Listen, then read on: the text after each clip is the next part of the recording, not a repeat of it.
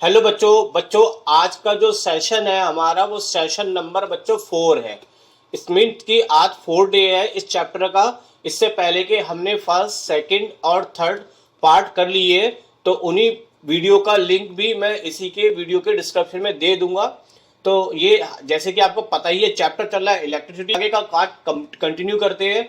आज का टॉपिक सबसे इम्पोर्टेंट नहीं बच्चों, मोस्ट इम्पोर्टेंट क्वेश्चन है और इससे बहुत क्वेश्चन पूछे जाते हैं। तो जो कि है आपका ओम्स लॉ, मैं इसको बहुत अच्छे से आपको एक्सप्लेन करूंगा। देखिए यहाँ पे सबसे पहले तो आपको ये पता होना चाहिए कि ओम्स लॉ का नाम ओम्स लॉ क्यों पड़ा। तो जर्मन साइंटिस्ट थे जॉर्ज साइमन ओम, तो इन्होंने ही इसके बारे में बताया था। इन्हीं के नाम पे इनका इसका लॉ का नाम क्या पड़ता है, ओम्स लॉ।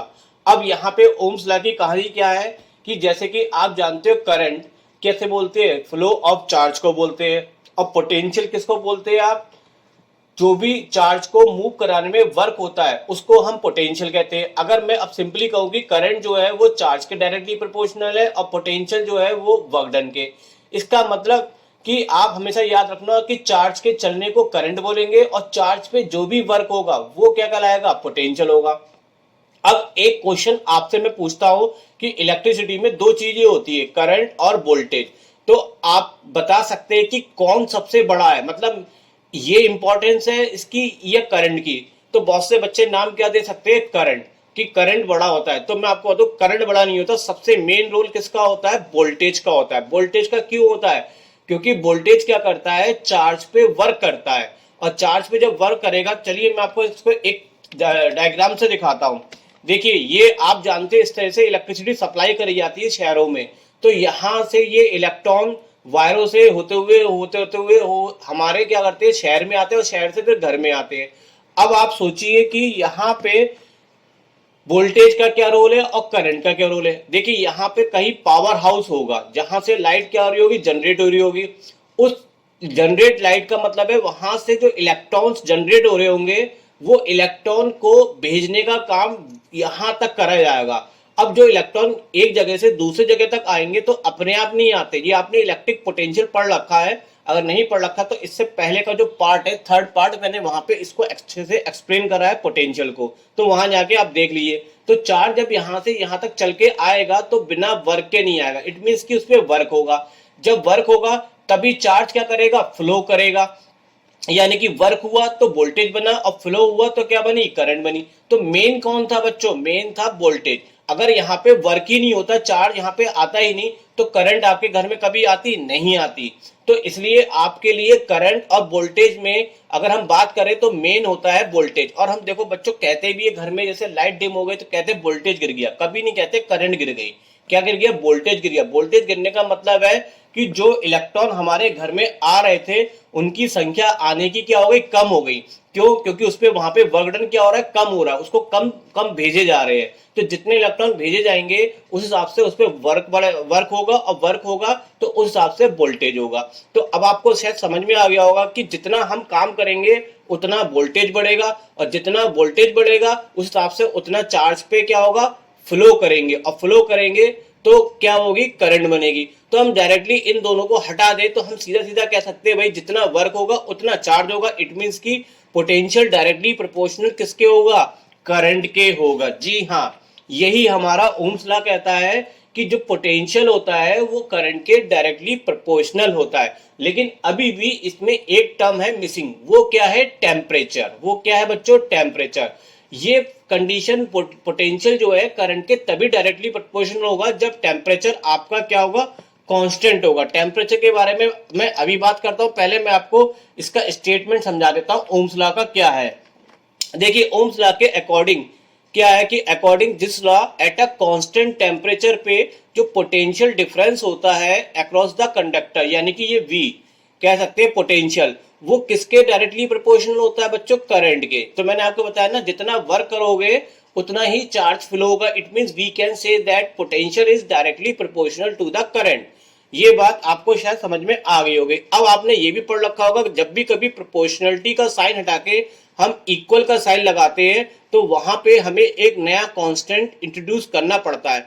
अगर उस कांस्टेंट का नाम होता है तो उसके सिंबल के हिसाब से लिख देते हैं, और अगर कांस्टेंट का कोई नाम नहीं होता है तो जनरली हम वहां पे के लिखते हैं। यहाँ पे कांस्टेंट का नाम कौन है? आर। आर आप पढ़ चुके हैं, इलेक्ट्रिक रेजिस्टेंस। नहीं पढ़ा है तो इससे पहले के वीडियो को आप जाके देखेंगे, मैंने बहुत अच्छे से रेजिस्टेंस के बारे में समझाया है। तो फिलहाल यहाँ पे ये V equal to R I आपका क्या बन गया? Ohm's law. यहाँ पे R constant which is called resistance. अब मैंने अभी एक बात यहाँ पे नहीं समझाई, वो है कांस्टेंट टेम्परेचर। कांस्टेंट टेम्परेचर का मतलब क्या है? तो देखिए, इसके लिए इसको लॉ को हम ऐसे भी लिख सकते हैं। अब देखिए यहाँ पे अगर आपको ओम्स लॉ लिखने को आएगा तो इतना जो बॉक्स में मैंने बनाया केवल यही आपको लिखना है, ये कुछ नहीं लिखना है, ये सब समझाने के लिए। लेकिन अभी भी एक बात अधूरी रह गई मेरी, वो क्या? कांस्टेंट टेम्परेचर का मतलब क्या है? तो मैं आपको एक चीज दिखाता हूं।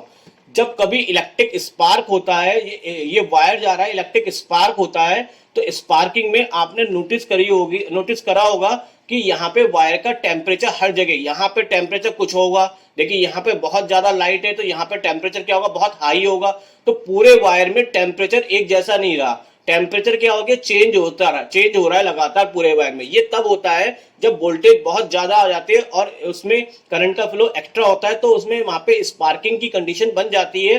तो उस केस में टेम्परेचर कांस्टेंट नहीं रहता, और अगर टेम्परेचर कांस्टेंट नहीं रहता तो उस केस में जितना वर्क होगा उतनी करंट फ्लो नहीं होगी, यानी कि इस केस में करंट वोल्टेज जो है वो करंट के डायरेक्टली प्रोपोर्शनल नहीं होता।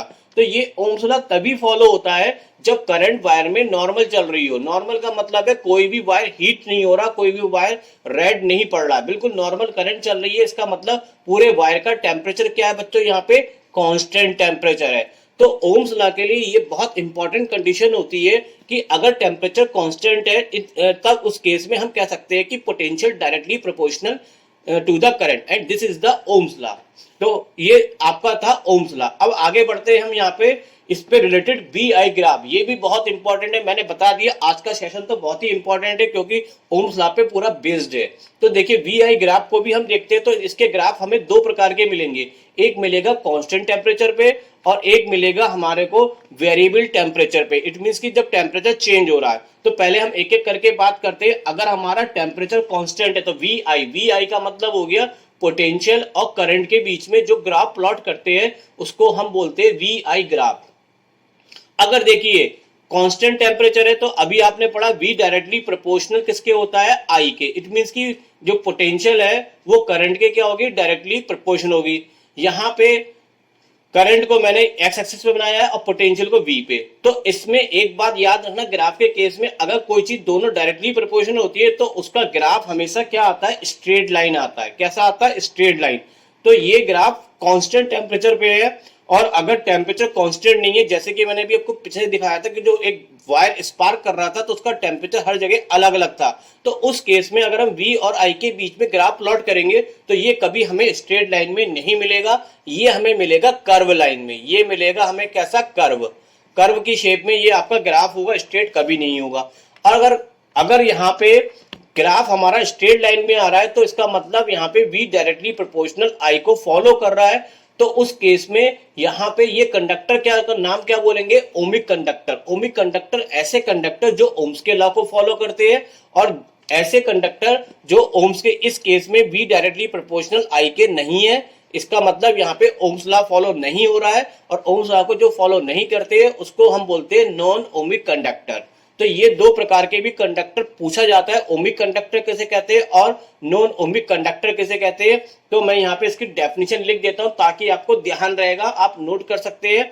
Those conductor which obey the Ohm's law, जो ओबे करते हैं ओम्स लॉ को, आर कॉल्ड ओमिक रेसिस्टर या कंडक्टर भी कह सकते हैं। और इसका एग्जाम्पल अगर आपसे पूछा जाए तो कोई भी इनमें से लिख सकते हैं, नाइक्रोम, एल्युमिनियम, कॉपर।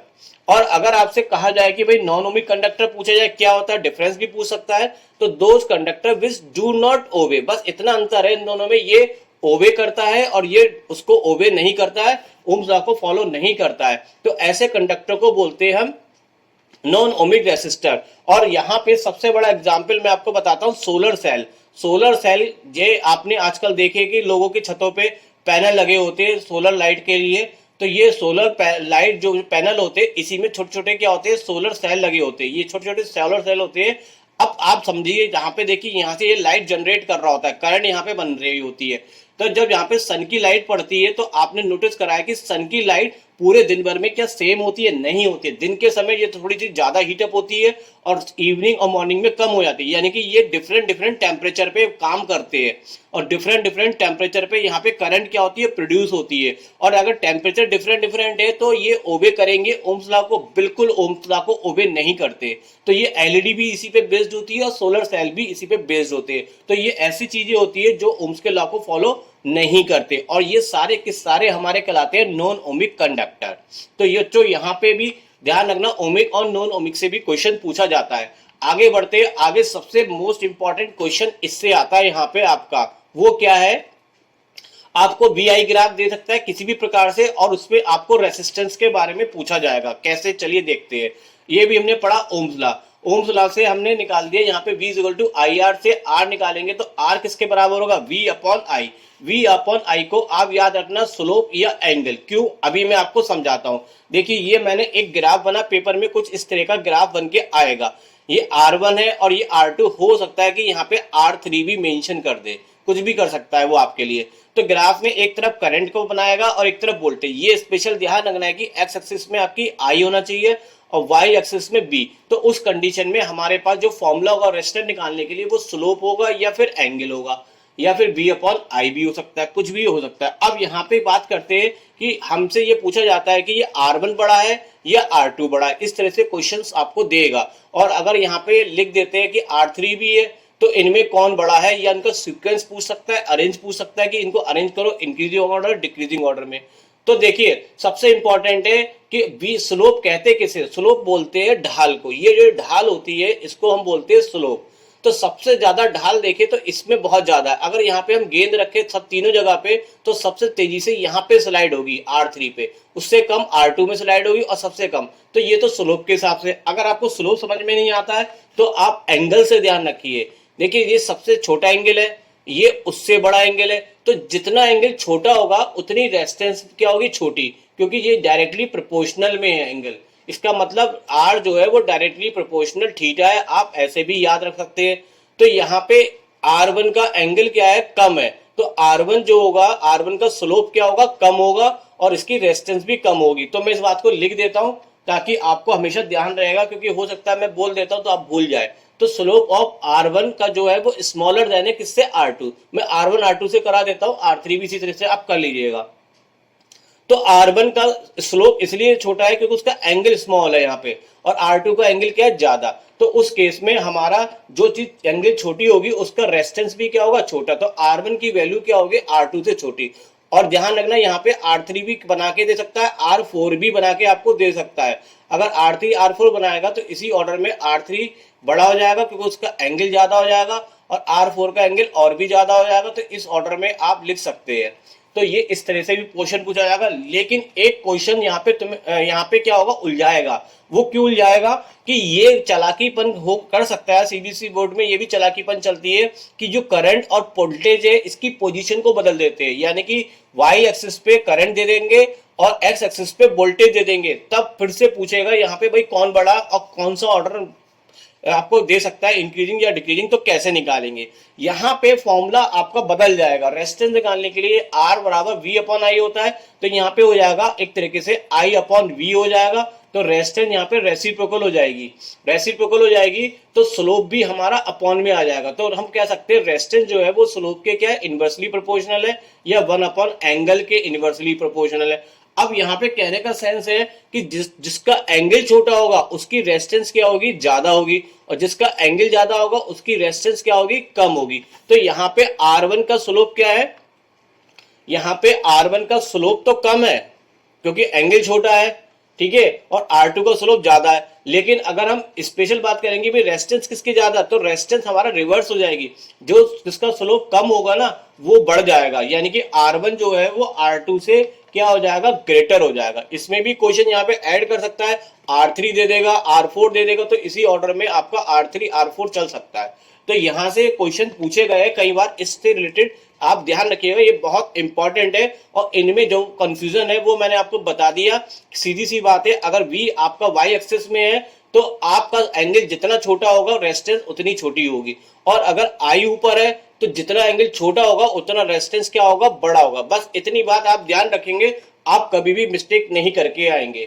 तो ये था हमारा रेजिस्टेंस वीआई ग्राफ से। आगे बढ़ते हैं, तो आगे बहुत अच्छा क्वेश्चन यहां से भी पूछे गए कई बार, और ये मैं आपको बता दूं, ये है एनसीईआरटी की एक्टिविटी 11.1, या कह सकते हैं वेरीफाई करने को आता है, ओम्स लॉ को वेरीफाई करिए एक्सपेरिमेंटल तरीके से। तो ये यहाँ पे ये क्वेश्चंस बना के आपको कैसे देगा मैं आपको बता दूं।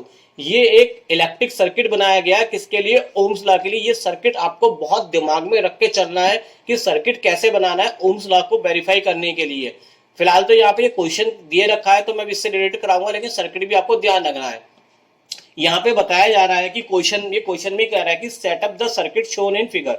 एक सर्किट को फिगर के हिसाब से शो किया गया है, जिसमें एक nichrome wire X Y, nichrome wire आपका ये लगा हुआ है एक्स और वाई, ये पूरा वायर जो है ये किसका है, नाइक्रोम का है, और इसकी जो लेंथ है वो वायर की दे रखी है 0.5 मीटर, और इसमें क्या लगा हुआ है, एक अमीटर लगा हुआ है ये, और एक वोल्ट मीटर लगा हुआ है, और 4 सेल्स लगे हुए ऊपर। ये देखिए 4 सेल्स लगे हुए ये ऊपर, और चारों सेल में हर एक की वैल्यू कितनी है, 1.5 1.5 1.5 चारों की वैल्यू है।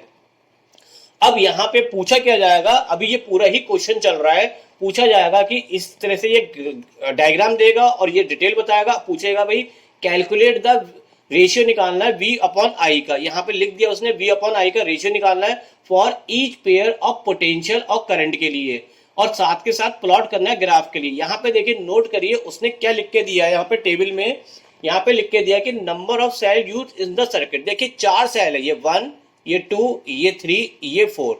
अगर एक सेल कनेक्ट है तो ये आप इसको फिल करिए कि करंट बताइए, पोटेंशियल बताइए और इनके रेशियो निकालिए। अगर 2 सेल कनेक्ट है तो बताइए 3 और ये 4, इस तरीके से है। तो ये जितना भी मैंने अभी लिखा है ये पूरा का पूरा आपके लिए क्वेश्चन है। अब आपको मेन चीज इससे ये निकालनी है, करंट कितनी है, पोटेंशियल कितना है आपका, और इनका रेशियो कितना, ये आपको फाइंड आउट करने को निकालना है। अब देखिए कैसे करेंगे, बहुत ध्यान से देखिए। सबसे पहले ये डॉट डॉट का मतलब समझिए। डॉट डॉट का मतलब ये यहाँ पे क्या दिखाया गया है कि पहले हमने यहाँ पे ये वाला सर्किट इसको जोड़ दिया यहाँ पे ये वाला सर्किट हमने इससे जोड़ दिया, इसका मतलब हमारी केवल एक ही सेल इसमें कनेक्ट है, ये तीनों सेलें हमारी कनेक्ट नहीं है। तो एक सेल कनेक्ट है तो वोल्टेज कितना कनेक्ट है आपका 1.5, क्योंकि एक सेल का वोल्टेज कितना दे रखा है 1.5। अब मान लेते हैं कि अगर एक सेल का वोल्टेज 1.5 कनेक्ट है तो इसमें फ्लो होने वाली करंट कितनी है, 1 एम्पियर की। कितनी है, 1 एम्पियर की। तो बस यहाँ पे यही फिलअप कर देते हैं। जब हमारा सेल कितना कनेक्ट है 1, तो यहाँ पे करंट कितनी हो गई 1 एम्पियर की, और वोल्टेज कितना हो गया आपका 1.5। और रेशियो अगर हम निकाले तो रेशियो वोल्टेज अपॉन करंट होता है, तो 1.5 को 1 से डिवाइड करेंगे तो कितना आ जाएगा, ये 1.5 को हमने 1 से डिवाइड किया तो आंसर कितना आ जाएगा 1.5।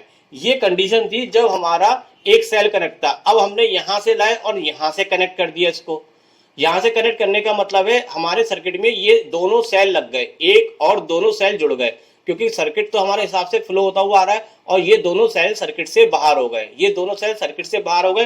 तो अब यहाँ पे नंबर ऑफ सेल कितने कनेक्ट है सर्किट में, 2 कनेक्ट है, तो 2 वोल्टेज बने, एक 1.5 और एक दूसरे सेल का 1.5। तो कुल मिला के अगर हम टोटल करें इन दोनों का तो ये हो जाएगा 3.0। तो यहाँ पे अब करंट भी क्या होगी, डबल हो जाएगी, क्योंकि आप जानते हो V डायरेक्टली प्रोपोर्शनल I होता है। अगर आपने वोल्टेज का 1.5 का डबल कितना करा है, यहाँ पे 3 करा है, तो डेफिनेट रूप से करंट 1 एम्पियर से कितनी चलेगी, अब यहाँ पे 2 एम्पियर हो जाएगी। तो ये 2 एम्पियर की करंट हो गई। और रेशियो निकालेंगे तो ये रेशियो फिर से कितना आ जाएगा, 3 को हम 2 से डिवाइड करेंगे तो 1.5 आ जाएगा। फिर तीसरा पार्ट है कि अब हमने यहां से सर्किट कंप्लीट करा, यहां पे जोड़ दिए, तो इसमें एक सेल, 2 सेल और ये तीनों सेल कनेक्ट हो गए। अब ये नहीं कनेक्ट है तो कितना वोल्टेज बनेगा, 1.5 1.5 और 1.5 3 बार बनेगा, और तीनों को प्लस करेंगे तो ये आ जाएगा 4.5। तो अगर करंट आपका वोल्टेज 3 टाइम हो रहा है तो करंट भी आपकी 3 टाइम हो जाएगी। तो 1 का 3 कितना हो जाएगा, 3 एम्पियर। तो करंट कितनी होगी, 3 एम्पियर, वोल्टेज होगा 1.5, डिवाइड करेंगे तो ये आपका आ जाएगा कितना, 1.5। अब हमने यहां से कनेक्शन किया, यहां से कर दिया, तो ये चारों सेल सर्किट में जुड़ गए, 1 2 3 और 4। तो वोल्टेज हमारा कितना हो गया 1.5 1.5 1.5 1.5, कुल मिला के देखेंगे तो ये कितना हो जाएगा 6.0। अगर वोल्टेज 6.0 हो गया तो करंट भी आपकी कितनी हो जाएगी, 4 टाइम्स आपके सेल जुड़े हैं तो 4 टाइम आपकी करंट इंक्रीज हो जाएगी। और इसको डिवाइड करेंगे तो यहाँ पे ये आपका 1.5 आ जाएगा। अब देखिए यहाँ पे आपको ओम्स लॉ को वेरीफाई करने को आएगा। तो अगर आपको कहता है कि भाई verify Ohm's law by experimental, तो आपको पहले तो ये सर्किट बनाना है, ठीक है, ये सर्किट बनाना है। और सर्किट बनाने के बाद सिर्फ ये लिख देंगे कि कंसीडर कि इस सेल में कितना वोल्टेज है 1.5। उसके बाद आपको कुछ नहीं करना, ये सिर्फ टेबल आपको बनानी है और याद रखनी है, एक सेल जोड़ के दिखाना 2 3। तो हर बार में आप देखेंगे कि V अपॉन आई का रेशियो क्या है, यहाँ पे कांस्टेंट आ रहा है। V अपॉन आई का रेशियो क्या है, कांस्टेंट आ रहा है आपका। कांस्टेंट को हम क्या बोलते हैं, रेजिस्टेंस कहते हैं, ठीक है। और ये हमारा ओम्स लॉ यहाँ पे क्या होता है, वेरीफाई हो जाता है। अगर आपको वेरीफाई करने को दिया जाए तब आप ये कर सकते हैं बहुत आराम से, ठीक है। अब यहाँ पे एक चीज और पूछी गई थी, प्लॉट द ग्राफ V और I। देखिए V और I की रीडिंग आ गई है, अब हमें इसमें ग्राफ प्लॉट करना है। तो ग्राफ प्लॉट करने के लिए हमने y डायरेक्शन में पोटेंशियल लिया, ये कंपलसरी होता है, और x डायरेक्शन में हमने क्या लिया, करंट। अगर आपको VI ग्राफ बनाना है ओम्स लॉ के लिए तो ध्यान रखना है कि y एक्सिस पे पोटेंशियल लेंगे और x एक्सिस पे आप करंट लेंगे, A का मतलब एम्पियर। अब यहाँ पे देखिए जो रीडिंग दे रखी थी 1 एम्पियर 2 एम्पियर 3 एम्पियर 4 एम्पियर, तो मैंने यहाँ पे दिखा दिया 1 एम्पियर 2 एम्पियर 3 एम्पियर 4 एम्पियर और एक 5 एम्पियर का भी दिखा दिया। अब पोटेंशियल कितना चल रहा है हमारा 1.5 है, तो 1.5 के हिसाब से डिफरेंस ले लिया हमने यहाँ पे चारों का। अब देखिए पहली रीडिंग कैसे बनाएंगे, पहले हमें करंट 1 एम्पियर लेनी है और पोटेंशियल हमें 1.5। तो देखिए यहाँ पे ये पहला पॉइंट मिलेगा, इधर से करंट कितनी आ गई आपकी 1 एम्पियर और पोटेंशियल कितना हो गया 1 पॉइंट। तो ये आपकी पहली रीडिंग के लिए हो गया। दूसरी रीडिंग के लिए देखेंगे तो दूसरी रीडिंग के लिए क्या बन रहा है, यहाँ पे करंट कितनी हो रही है आपकी, यहाँ पे 2 एम्पियर और वोल्टेज कितना आपका 3। तो इधर से 3 चलेंगे इधर से 2 चलेंगे तो दूसरा पॉइंट आ गया। फिर तीसरा पॉइंट के लिए क्या है रीडिंग आपके पास, वोल्टेज कितना है 4.5 वोल्टेज है और इसमें करंट कितनी चल रही है आपकी 3 एम्पियर की, जो तीसरा पॉइंट आ गया। सिमिलर तरीके से अगर हम फोर्थ की बात करेंगे तो फोर्थ में करंट कितनी हो गई आपकी भाई 4 एम्पियर की हो गई और वोल्टेज कितना हो गया 6। तो ये जितने भी पॉइंट्स आ गए इनको हम जब ज्वाइन करेंगे तो ये हमारे को मिल जाएगी एक straight line.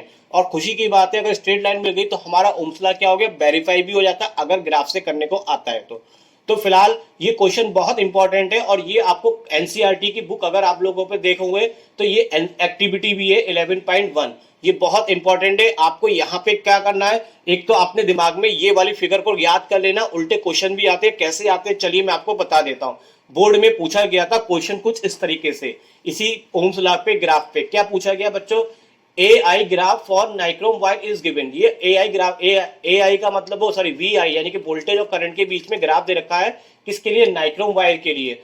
What do you infer from this graph, इससे कौन सी इंफॉर्मेशन मिलती है, और उसके बाद draw the Lewis circuit diagram आपको बनाना है। तो देखिए यहाँ पे नोटिस करेंगे तो ग्राफ बिल्कुल स्ट्रेट जा रहा है, बिल्कुल स्ट्रेट जा रहा है। अगर कोई ग्राफ स्ट्रेट जाता है तो वो ओम्स के लॉ को फॉलो करता है, ये मैंने आपको बताया। और अगर कोई ग्राफ कर्व हो जाता है तो वो कभी ओम्स के लॉ को फॉलो नहीं करता। फिलहाल यहाँ पे ये स्ट्रेट है इसलिए ओम्स के लॉ को फॉलो कर रहा है। तो VI ग्राफ जो है नाइक्रोम का हमने देखा कि ये हमें स्ट्रेट लाइन में मिल रहा है, तो इसका मतलब ये जो करंट क्या होती है डायरेक्टली प्रोपोर्शन किसके चल रही है, पोटेंशियल के, और इट मींस कि ये ओम्स के लॉ को फॉलो कर रहा है, ठीक है। अब फॉलो कर रहा है ये ओम्स के लॉ को, तो ओम्स के लॉ के हिसाब से जो सर्किट डायग्राम मैंने अभी बताया था वो आपको यहाँ पे बनाना है, क्योंकि यहाँ पे लेवी सर्किट डायग्राम पूछा गया था ओम्स लॉ के लिए। तो ये वही 4 पोटेंशियल दिखा देंगे, हर एक का कितना वोल्टेज दिखा देना, 1.5 लिख देना, इसमें एक अमीटर जोड़ना होता है, एक वोल्ट मीटर और एक की और एक रेजिस्टेंस, और ये XY क्या हो गया आपका नाइक्रोम का वायर। तो ये आपके लिए डायग्राम हो गया। इस तरह से क्वेश्चन पूछे जाते, और भी क्वेश्चन पूछे जाते हैं, मैं उसको आगे की वीडियो में कराऊंगा। तो चलिए यहाँ पे ये सेशन मेरा फोर्थ जो है वो कंप्लीट हो गया।